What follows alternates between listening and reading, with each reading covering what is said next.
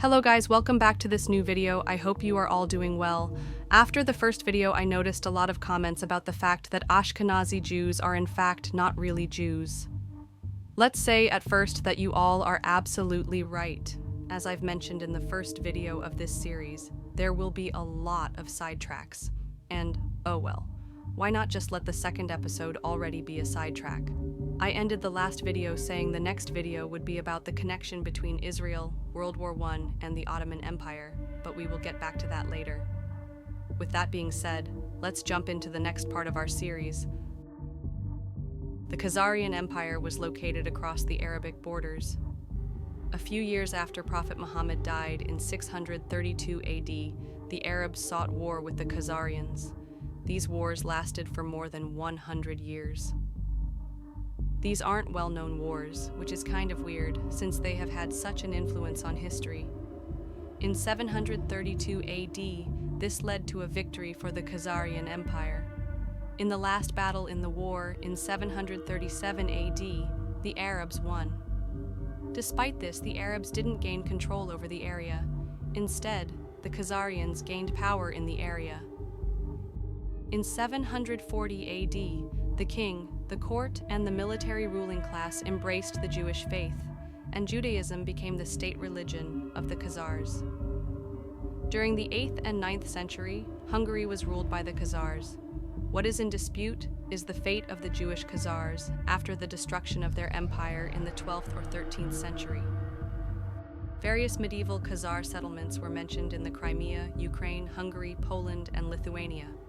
The bigger picture that emerges from these fragmentary pieces of information is that of a migration of Khazar tribes and communities into those regions of Eastern Europe, mainly Russia and Poland, where, at the dawn of the modern age, the greatest concentrations of Jews were found.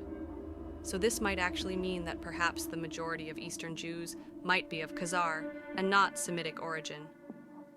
Abraham Polak wrote in his book, Pressed History of the Khazars and European Jewry, a new approach both to the problem of the relations between and to the question of how far we can go in regarding this Khazar Jewry as the nucleus of the large Jewish settlement in Eastern Europe. The descendants of this settlement, those who stayed where they were, those who emigrated to the US and to other countries, and those who went to Israel, constitute now the large majority of world Jewry.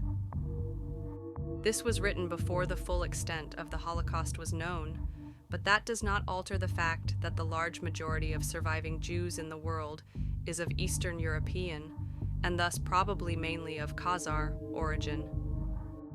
If that is true, that would mean that their ancestors came not from the Jordan, but from the Volga, not from Canaan, but from the Caucasus, once believed to be the cradle of the Aryan race, and that genetically they are more closely related to the Hun, Uyghur, and Magyar tribes than to the seed of Abraham, Isaac, and Jacob.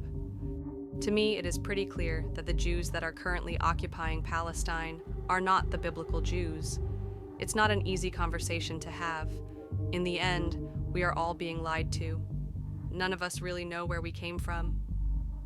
As I've mentioned before, to me, this is also a learning journey, and I am open to have a discussion about it, or to be corrected. In the next episode, we will talk about the connection with Sigmund Freud, Frankists, and Sabbatism. If you guys would like something of a book list, please let me know in the comments. Thank you all for taking the time to watch this video. Please subscribe to support my channel and get this story out.